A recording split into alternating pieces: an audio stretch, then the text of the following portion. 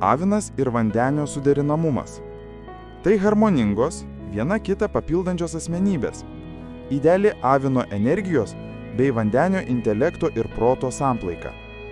Abu atviri bet kokioms naujovėms. Jų gyvenimas būtų įvairiapusiškas, įdomus ir aktyvus. Tai gali būti ir audringa sąjunga, kuri sukels daugybę iki šiol nepatirtų emocijų. Didelė tikimybė, kad avinas dominuos, o vandenis užims pasyvesnę poziciją. Vandenį valdo Uranas, tačiau ženklo žmonas sunkiai nuspėjami, tačiau tai gali žavėti aktyvų aviną. Jeigu abiems pusėms pavyks išlaikyti taktiškumą, tai šie santykiai gali klostytis tikrai sėkmingai.